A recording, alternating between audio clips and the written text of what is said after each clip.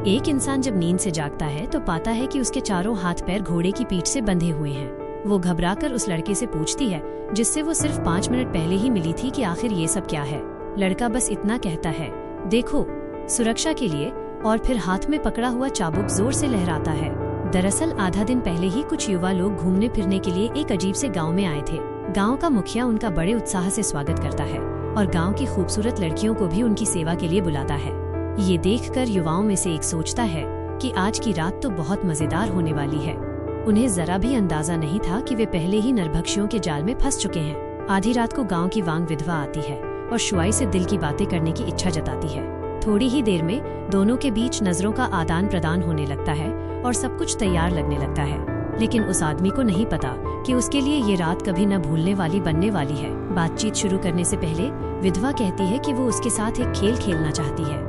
वो अचानक एक पाइप उठाती है और उसे आदमी के मुंह में डाल देती है। जैसे ही नल खोला जाता है उसे तुरंत कुछ गलत महसूस होता है, क्योंकि उसके पेट में जो जा रहा होता है वो तेज सल्फ्यूरिक एसिड होता है।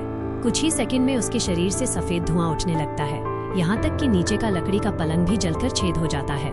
जल्द ही अगला निशाना सामने आता है। इस बार एक अच्छी कद काठी वाली लड़की एक हैंडसम ग्रामीण की मीठी बातों में आकर वह उसे जुनून से भरी झोपड़ी में ले जाता है।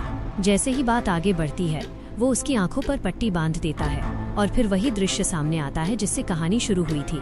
आधी रात को गांव का मुखिया युवाओं को दावत पर बुलाता है। सभी लोग मेज पर रखे भुने हुए मांस की जमकर तारीफ करते हैं। उन्हें नहीं पता होता कि वो स्वादिष्ट मांस दरअसल उसी लड़की का है। अगले दिन गांव में नृत्य समारोह आयोजित किया जाता है। पर्यटक और ग्रामीण साथ साथ गाते नाचते हैं। इसी दौरान चुईहुआ को एक विशाल घंटी के नीचे ले जाया जाता है। अचानक पूरा गाँव एकदम स्थिर हो जाता है। चुईहुआ को अजीब लगता है और वो पूछने ही वाली होती है कि क्या हुआ। तभी सभी ग्रामीण छाते खोल लेते हैं। एक बूढ़ी औरत रस्सी खोल देती है और एक बेहद भारी घंटी ऊपर से गिरती है जो लड़की को कुचलकर मांस में बदल देती है। मंच के नीचे खड़े ग्रामीण खुशी से चिल्लाने लगते हैं। ये दृश्य देखकर पास खड़ा एक आदमी डर के मारे भागने लगता है, लेकिन उसे पकड़ लिया जाता है। उसे जबरदस्ती मेज पर दबा दिया जाता है। ग्रामीणों के शोर शराबे के बीच 2 लड़कियां एक लंबे लोहे के औजार को पकड़े हुए आदमी के पीछे आती हैं और पास खड़ी एक बूढ़ी औरत अपनी जीभ बढ़ाकर चखती है और कहती है, अच्छा है, बहुत बढ़िया स्वाद है। तभी बाकी लोगों को एहसास होता है कि कुछ बहुत गलत है, लेकिन तब तक बहुत देर हो चुकी होती है।